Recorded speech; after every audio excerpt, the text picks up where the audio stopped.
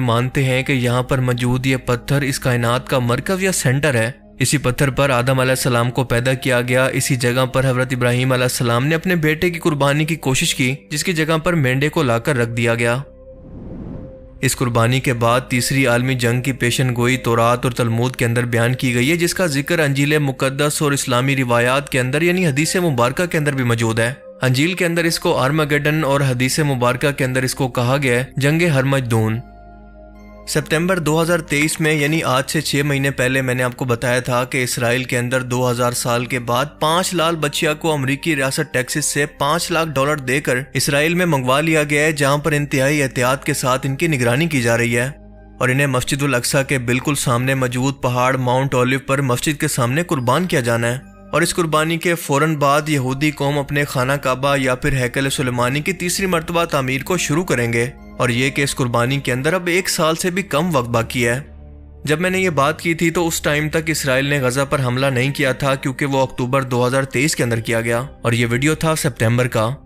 صرف 1 مہینہ پہلے اس ویڈیو کے ذریعے لوگوں کے لیے سمجھنا مشکل تھا کہ اتنا جلدی آخر یہ سب کچھ کیسے ہوگا، کہ اسرائیل حماس یا فلسطینیوں کی موجودگی اور مزاحمت کو کیسے روک پائے گا، مسلم دنیا کا پریشر کیسے برداشت کرے گا۔ لیکن آپ دیکھیں کہ اس نے یہ سب کچھ برداشت کر کے دکھایا۔ اس وقت غزہ کے 5 حصوں میں سے الرفا کے اندر مظلوم فلسطینی پناہ لیے ہوئے ہیں، لیکن اسرائیل یہاں پر بھی مسلسل فضائی ایئر سٹرائک کر رہا ہے۔ 18 لاکھ لوگوں میں سے 15 لاکھ لوگ ایک ایئرپورٹ جتنی تنگ جگہ کے اندر قیدیوں کی طرح زندگی گزارنے پر مجبور ہیں۔ یہاں پر بنیادی انسانی ضرورتیں، کھانا پینا اور میڈیکل تک کی سہولت تک موجود نہیں ہے۔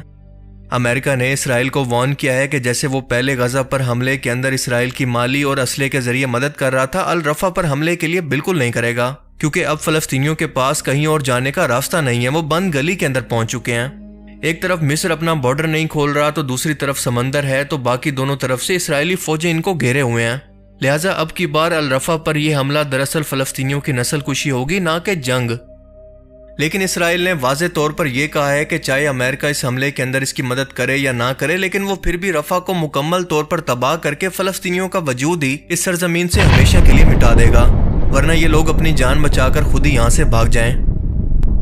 اب آپ لوگ خود سمجھ سکتے ہیں کہ اسرائیل ایسا کیوں کر رہا ہے۔ ظاہر سی بات ہے کہ تھرڈ ٹیمپل کی تیاری کے لیے۔ وہ نہیں چاہتا کہ اس دوران کسی بھی طرح سے غزہ سے ان کو مزاحمت کا سامنا کرنا پڑے، لہٰذا ان کا پتہ ہی ہمیشہ کے لیے صاف کر دے۔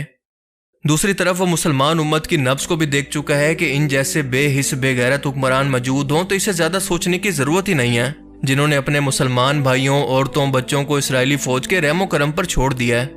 یہاں تک کہ خود سعودی عربیہ یمن کے ہوتی باغیوں کی طرف سے اسرائیل کے شپس کے لیے سوئس کینال کا راستہ بند کرنے کے بعد سے اسرائیلی آرمی کو یہ آئل اردن کے راستے یعنی بائی روڈ یہ تیل پہنچا رہا ہے، اور یہی وہ تیل ہے جو کہ اسرائیلی جہازوں کے اندر غزہ پر بمباری کے لیے استعمال ہوتا ہے یا پھر ان کے ٹینکوں کے اندر استعمال ہوتا ہے۔ بحرین، قطر، یمن، لبنان، اردن نے کافی حد تک غزہ کی مالی مدد تو کی ہے، لیکن سعودی عربیہ، UAE اور ایجپٹ یعنی مصر جیسے ملک ٹوٹلی بے حس ہو چکے ہیں۔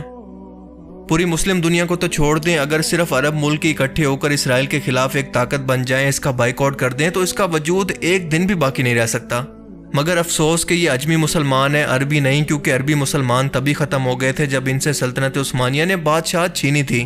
جیسا کہ اللہ نے قرآن کریم کے اندر فرمایا تھا، جس کا مفہوم ہے کہ اگر تم اس فرمان کو پیٹھ دکھاؤ گے جو کہ تمہیں بھیجا گیا تھا یعنی قرآن کریم کو، تو تمہیں ہٹا کر کسی اور قوم کو لے آئیں گے جو کہ اللہ کی فرما بردار ہوگی۔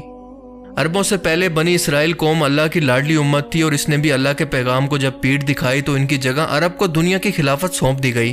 اور جب عرب نے بھی بالکل اسی طرح سے اللہ کے قرآن یعنی اللہ کے پیغام کو پیٹھ دکھائی تو ان سے دنیا کی خلافت کو چھین کر سلطنت عثمانیہ کے حوالے کر دی گئی۔ اس لال بچیا کی قربانی کے بعد تیسری عالمی جنگ کی پیشن گوئیوں اور پھر دجال کے ظہور کی پیشن گوئی علامی کتابوں کے اندر قیامت کی آخری نشانی کے طور پر موجود ہے۔ یہودی قوم جس آخری مسیح کی 2000 سال سے منتظر ہے، وہ تورات کی پیشن گوئی کے مطابق حضرت عیسیٰ علیہ السلام تھے، جنہیں اس قوم نے سازش کروا کر رومی بادشاہ کے حکم پر سولی پر لٹکانے کی کوشش کی، لیکن اللہ نے انہیں زندہ آسمانوں پر اٹھا لیا۔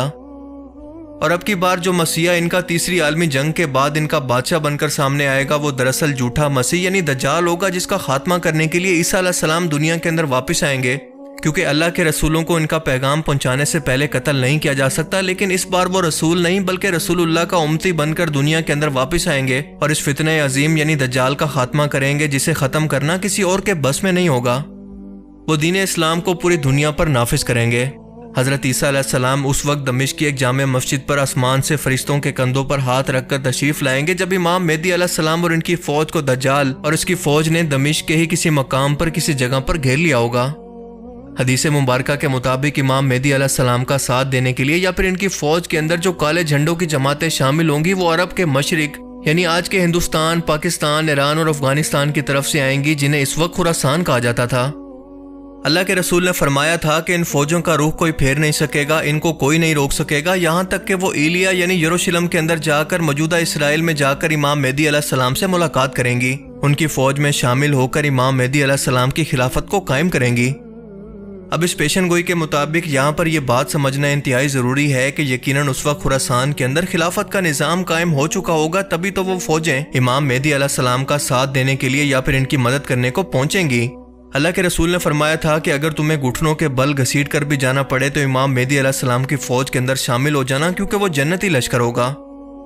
افغانستان میں حال ہی میں اسلامی خلافت کا نظام، پاکستان کے اندر ڈکٹیٹرشپ کے خاتمے کے اشارے، ہندوستان کے اندر مسلمانوں پر بڑھتے فسادات، کیا یہ سب کچھ بلا وجہ ہو رہا ہے؟ نہیں، بالکل نہیں، بلکہ یہ تمام حالات بالکل وہی بن رہے ہیں کہ یہ حالات ایک ایسی فوج کو تیار کریں گے جو کہ اکٹھے ہو کر خراسان سے نکلے گی اور امام مہدی علیہ السلام کے ساتھ مل کر یروشلم شہر کو اور مسجد الاقصیٰ کی جگہ کو آزاد کروائیں گے، جہاں پر اس وقت تیسری مرتبہ ہیکل سلیمانی بن چکا ہوگا،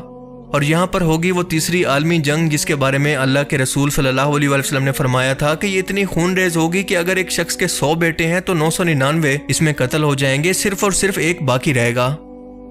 لیکن اس خون ریز جنگ کے بعد یا پھر مشکل کے بعد اللہ تعالیٰ آخر کے اندر مومنین کو یا مسلمانوں کو فتح دے گا۔ یہودی، عیسائی اور منافقین شکست کھا کر بھاگیں گے اور یہودی فوج چھپ کر غرقد کے درخت کے اندر پناہ لے گی، جس کا وہ آج جگہ جگہ پر اسرائیل یا یروشلم کے اندر پورا باغ لگا چکی ہے۔ اس تیسری عالمی جنگ کی فتح کے بعد اور دجال کے قتل کے بعد حضرت عیسیٰ علیہ السلام پوری دنیا پر ایک ہی حکومت کو نافذ کریں گے۔ اس وقت پوری دنیا کے اندر صرف ایک ہی دین ہوگا، یعنی دین اسلام، اور اس کے بعد قیامت کا آغاز ہوگا۔ اب آپ خود اندازہ لگائیں کہ ہم اینڈ ٹائمز یعنی قیامت کے کتنا قریب پہنچ چکے ہیں۔ یہ فکر کی بات نہیں بلکہ خوشی کی خبر ہے، کیونکہ ہم نے اپنی زندگی کے اندر ان پیشن گوئیوں کو پورا ہوتے ہوئے اپنی آنکھوں سے دیکھ لیا۔ ہمارے پاس سوچنے کے لیے ابھی بہت وقت ہے کہ ہم اپنی آخرت کی فکر کریں، اللہ تعالیٰ کو راضی کریں، اور اس جنگ کے بعد ایک لمبا امن و سکون کا دور بھی آنے والا ہے۔